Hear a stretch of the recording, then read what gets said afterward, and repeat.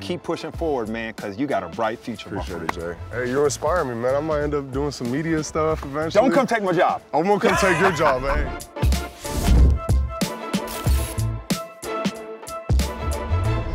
What's up, everyone? I gotta introduce you to somebody special. I'm so excited to have this conversation with my man, Jaelan Phillips. So I know I'm excited to get into your story, but let's start from the beginning, man. Let everybody know where you're from, man, a little bit of your background. Yeah, so I'm from Southern California, SoCal native right here. I'm from Redlands, California. It's a small city about an hour outside of Los Angeles, so I usually just tell people LA because that's what everybody knows. Ah, come on, come on! 2nd and 7 off the play fake. Cousins in trouble, wrapped up, down he goes. Back at the 12-yard line with Jaelan Phillips leading the way. Did you always know or think that you could possibly have a professional career? Funny enough, not at all, not at all. Especially with football, because I was big in baseball. My parents always used to joke because they would always ask me my favorite sport, and during baseball season it was baseball, during football season it was football. But you know, growing up, I kind of got into the baseball thing a little bit more, and then coming into my sophomore year of high school, I went to my first camp, and it was at the University of Redlands, the local school, and I was there as a tight end, funny enough. I was a little skinnier back then, you know, wasn't doing my thing off the edge. Still fast, exactly. But I went there as a tight end, and I got scholarships in the University of Washington as a tight end. So first Division I full ride scholarship for football. And at that point, I was like, well, I guess this is what I'm doing. So coming out of high school, man, you were like one of the top players in the country. Yeah. I mean, a lot of people don't understand, like, that comes with a lot of pressure. Did you feel it, or were you just excited to get the recognition? Yeah, it was a lot of pressure, but I didn't really feel the pressure in high school too much because it happened so quickly. It was from my junior year, so the end of my junior year, to basically right before my senior year. So less than a year, went from being unranked to being the #1 recruit in the nation. So it was just a whirlwind of a journey, and I don't think I really processed that until I actually got to UCLA. So UCLA, right? You're at UCLA. How was it when you first got there? What was that experience like? It was like a movie, bro. It was like a movie. I mean, they were showing me so much love, you know, being from around the area. When I showed up, man, I already had my friends, and you know, people were showing me love and on the football team, and I enrolled early. So I came in January 2017 while all my classmates were starting. How old were you then? I was 17. Wow. 17 years old. Yeah. You know, most guys don't start till 18 At least or 18, 19, yeah. And 17 years 17. old. Yeah, so young buck coming in, and I think I just had like a really, you know, naive outlook on the world. You know, I just, like I said, Redlands is a small city, so coming to Los Angeles, big lights, you know, a lot of things going on. But when I first got there, it was the time of my life. I was having a great time. You faced a lot of adversity in those early years at UCLA. Can you talk about that adversity in those situations? Yeah, so it started off my freshman year, freshman year, I remember first game, we had the second biggest comeback in NCAA history against Texas A&M. I remember that. Yeah, so we were down like 38 at one point or something like that. Ended up coming back and winning. I had a sack and a half, and a half sack on the last drive, and so I was kind of, you know, riding my hunches. Like I was feeling on top of the world. I think the next week or 2 weeks after that or something like that, I get a really bad high ankle sprain in Memphis. The game I come back, I sprain the other ankle, right? And then the next game, I get a concussion, right? So it just felt like everything was just compounding and things were just going downhill. So, you know, at this point, I was still kind of hopeful for the future. It was basically the end of my freshman year at this point. And then coming into my sophomore year, my head coach leaves. And so now I'm like, damn, so I have all these injuries. Now everybody who I committed to is all gone. You don't have anybody to talk to. Exactly, exactly. And so January 30th, I ended up, I was on my moped, right? So UCLA, you know, parking and stuff like that. So I was on a moped. It's LA. Yeah, and so I was literally about maybe 200 meters away from my apartment. And I ended up getting sideswiped by a car, flew off of the moped, hit the car, rolled on the side. So I get up, I'm like, whoa, what just happened? And I look down at my left wrist and it's just bent, cocky. So go to the hospital, they end up looking at it. They went in, did a surgery, tried to repair it, put a pin in it, didn't work. The bone died because there's no blood flow here. So the bone died. At that point, this was— How old were you? 18. 18, this is my sophomore year. So this was basically happened January, got the first surgery, got another surgery in April. So now it's the summer, you know, summer training and everything like that. So you're missing all that time to get ready for the next year. So season starts, you know, August, September, whatever. This is only 4 months post-op. The recovery time was supposed to be like 8 to 12 months. But, you know, I'm a sophomore. You know how the feeling is. You're trying to get back on the field, especially after the rookie or the freshman year where, you know, I wasn't playing that much. I only played in 7 games total. So I was like, I'm playing regardless. It doesn't matter. Back on the field. Yeah, so end up coming back. Every single play is excruciating pain. Just absolutely brutal. I mean, you know, 3 bones removed. It's not healed yet. So I'm playing 4 games in, we're in Colorado, and I get another concussion.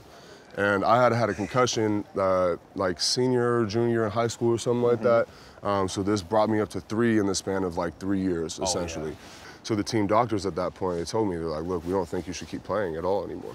All the while I'm dealing with these injuries, I'm also battling depression. I'm battling these feelings of, I mean, you know how it gets. Being injured in the first place hurts. And then I'm away from my family in this new place, you know, dealing with things that we go through. Yeah. And so, you know, I kind of got in this cycle of just, you know, being so to myself. I wouldn't talk to anybody. I didn't really tell my parents what was going on. So really, I started to lose a lot of passion for the game. But at the time, you know, for basically a year, every single day, I'm dreading going to practice, dreading going to this, feeling like a shell of myself, like just completely 180 difference between what it was a year and a half ago before then. At that point, you know, it starts off with these feelings, and I'm kind of like, I don't, there's no way I can stop playing football. This is what I've been doing. Like, that's not even an option. So then I start to feel trapped a little bit. And so I go through these months, and so at this time where I'm feeling like, all right, I got to look at what my life is like outside of football. I'm here at UCLA, this amazing institution. I got to take advantage of my time while I'm here. So I actually, so my grandfather is a symphony conductor, and my mom and dad, my mom played the cello, my dad played the trumpet at UCLA, funny enough.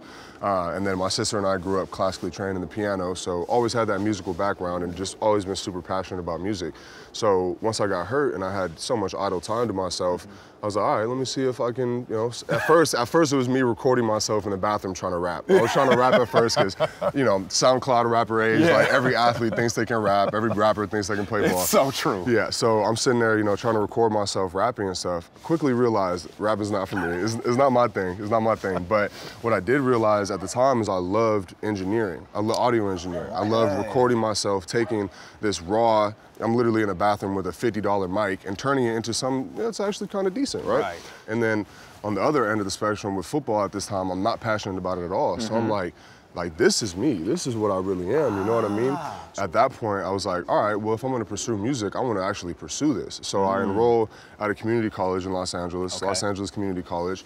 I get there, I'm taking music business classes, music theory, songwriting classes, like the whole 9 yards. Like, and so that was an incredible experience in itself. It was weird, mind you, because we go from UCLA, everything's catered towards you as a student athlete. You're a real student. And then I go there, I'm having to go make an appointment to get my classes and things like that. Like little things that seem so normal to people was a whole new world for me. It was really a culture shock. What did that do to you, kind of? Humbled me.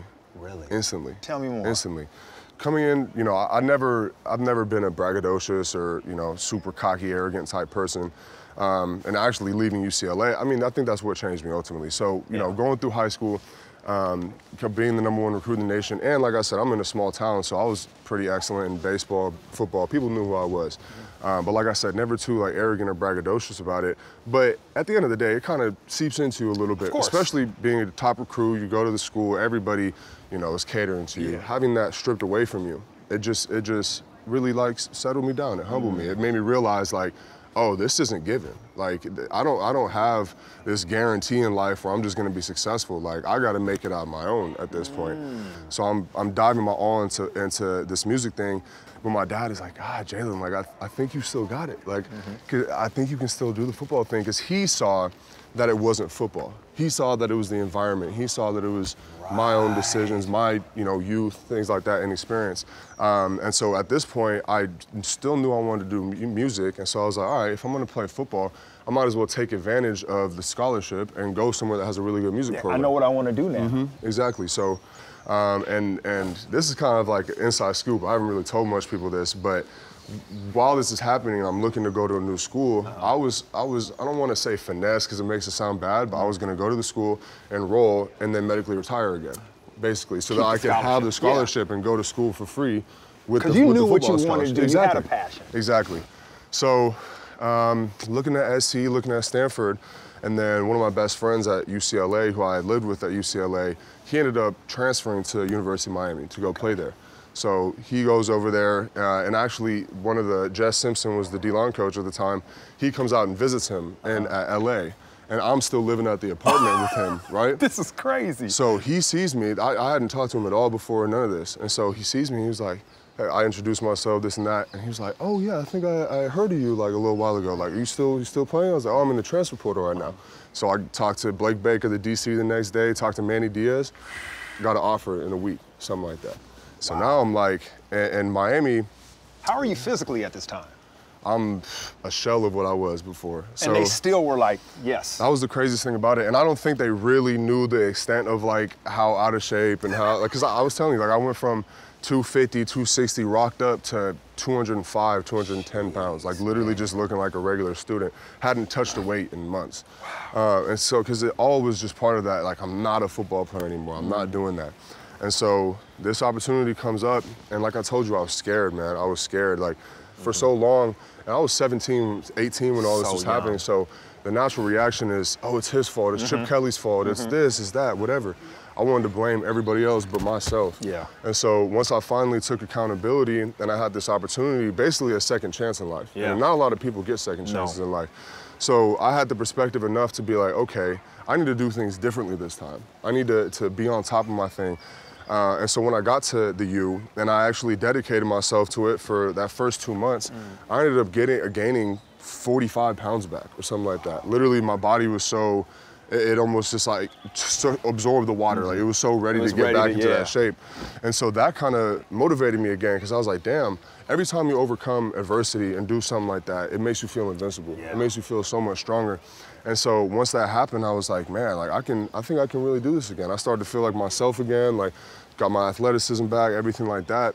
And so to have that opportunity to, you know, take a leap of faith and do something new, it just gives you so much confidence moving forward. So you get to Miami and you're just wrecking. You're back on the field, making it happen.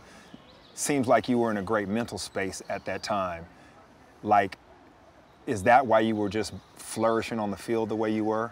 Is everything just lining up right? You know, the funny thing is I still wasn't in a great mental space. Really? I was still learning. I was still going through this, and there was dips. There was times where, you know, I relapsed to some old shit I was doing or just like got back in that mindset again. But it started to get better. It started to get better, and then, you know, it was just basically a short time period from 2019 when I enrolled, didn't play that year, sat out, got my body back and everything. So basically that's 2020 season, and it was short because it was a COVID year. So it was only 10 games. I had 10 games to prove myself, 10 games to get back in the scene. And once that happened, once I'm balling on the field again, having that camaraderie with my teammates, that feeling of just, you know, football it's so special, man. It's so special. There's so many things about it. But once that kind of happened, and then, I mean, we were just talking about how it goes from that to training to this and that. It's almost like you don't have time to think. But I was so proud of myself as a man and as a person for overcoming that adversity. And really, I was the one who did it. Like, you know, obviously I had my dad to guide me along the way and people giving me advice, but you never really make that change until you make that change. And so I was just proud of myself, and I was confident that no matter what happened moving forward, I can handle that adversity. Because I've done it before. And then you go to the NFL, top draft pick. Hard to do. Yeah. A lot of times players coming out of college, they've never faced adversity until they get to the pros. Yeah. Do you feel like that was like a superpower once you got into the NFL?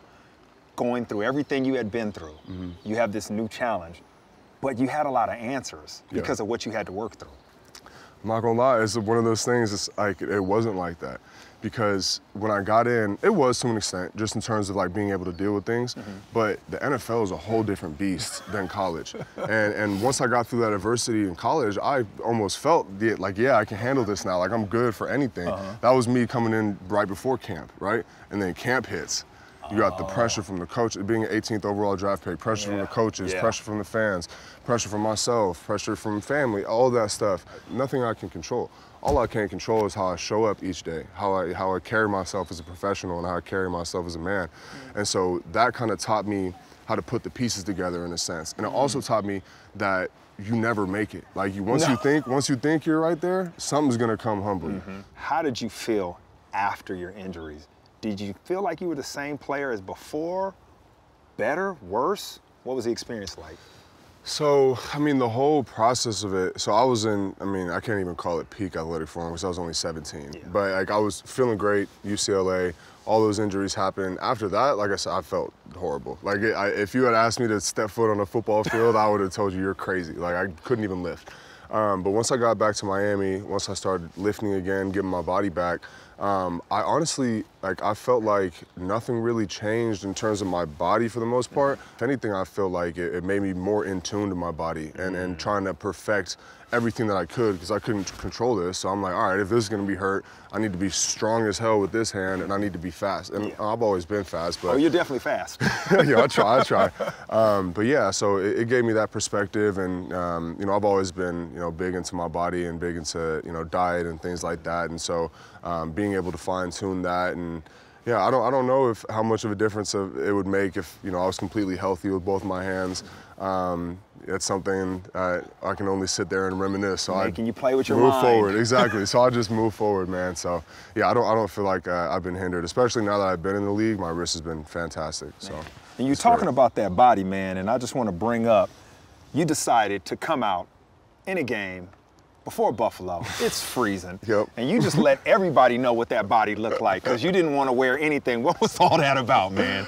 Man, so, you know, that Bills-Dolphins rivalry is huge. With everything, how the season was going, and, you know, this is a huge game, and I was like, man, they need me. My team needs me. I can't be psyched out by this cold. Nah. So my way of of not being psyched out was going completely opposite, right? So typically, like I said, I'm all bundled up, everything like that. I'm like, I'm just gonna go shirtless and some little booty shorts and just see what happens. And honestly, I think it did like play to my benefit because it really is a mindset. With the 18th pick in the 2021 NFL Draft, the Miami Dolphins select Jaelan Phillips. I got another question. First round draft pick, that comes with a lot of resources, a lot of money. When that money deposited, and you knew you could do anything, what was the first thing you bought? I know you're a smart guy, I know you didn't go crazy, but what was it and why? Well, funny enough, I bought my car before I got the check. So, like, as you know, you had to pay it back. Yeah. So as you know, when you get drafted, your agent spots you. They give you a stipend a month or whatever. So the first couple months it was like, you know, $5 grand, maybe 10 grand or whatever. And then, you know, I didn't know where I was going to get drafted at this point, but I'm starting to hear, you know, possibly late first round, early first round. So I'm kind of in the headset with, okay, I'm about to have a little bit of money. So my expenditures start to go up a little bit. I'm like, hey, Brian, like my agent, I'm like, hey, I need a little bit more a month. And then like maybe, I think it was in May, so January, April, May. So right after I got drafted, I'm back in Miami, and I had already been talking to the dealership. Like I knew what I was gonna get. I ended up getting a AMG C63S Mercedes. Ooh, that's coupe. nice. Yeah, man, I'm interested in the finer things in life, man. I like that. Good wine, good watches, traveling, cool cars, I like that. So I like how you're moving. And I like the fact that a certain guy just retired. People know about him. His name is Tom Brady. Yeah, I think I've heard of him. I think I've heard of him. Familiar, right? Yeah. You put him on the ground. Yeah. That's on your wall. That was my first one, too. Come on, First man. career sack. First sack. That Tom was crazy. Brady. I wasn't even thinking about who it was. I was just so happy to finally get that first sack because it was 4 games into the season. And like I said, for early first round draft pick, people expect you to perform like immediately. And so 4 games go by and I'm not doing anything and I'm like, damn. And then they finally put tight end one-on-one against me, did my little move. That is a mistake. Yeah, and I got him down. So yeah, you can just see it's pure elation afterwards. The celly was horrible because it was just like, yes. I was just so happy. Hyped, I was man. just hyped, man. I finally got that first one out. Yeah, man, it's been a great experience so far in this league, man. What a great start to your career. That's going to be so many years, and there's going to be a ton of quarterbacks that are on your list. Oh, yeah. Sounds like always having that plan, that next step, something you want to accomplish. It fuels you to be good at what you're currently doing. Yeah.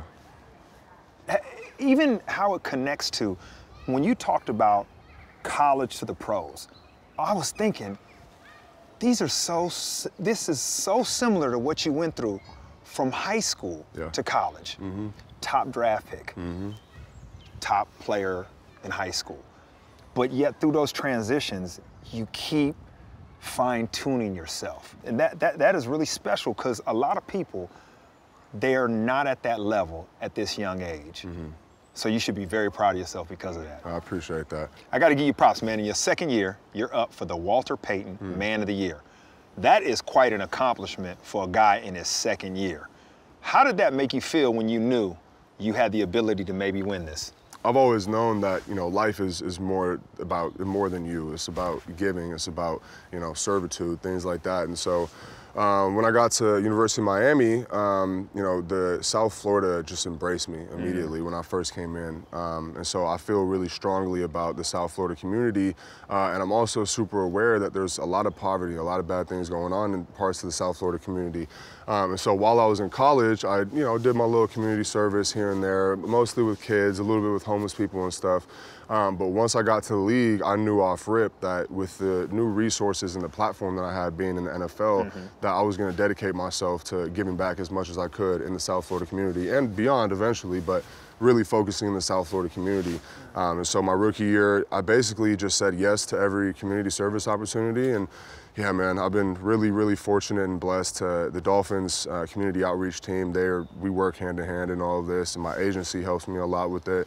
So yeah, man, it's a blessing. You're a great ambassador for this game, and you need to keep telling your story because I think it'll help so many people. It's helped me, just you sharing that with me. And what you're going through, what you're doing, you haven't even become the person you will. But yet this story is so fascinating, and man, I just really appreciate it, man. And keep talking, man. No doubt. Keep telling people, keep pushing forward, man, because you got a bright future. Appreciate it, Jay. Hey, you're inspiring me, man. I might end up doing some media stuff eventually. Don't come take my job. I won't come take your job, but hey, you guys might catch me in London. In a couple years, I might be back here. I might be a UK native. This is what the NFL is all about. This is the kind of person that sports, overcoming challenges, this is what it produces. Great man, Jaelan Phillips, man. That's it's love, been bro. an honor. I appreciate it, brother. My man. No doubt.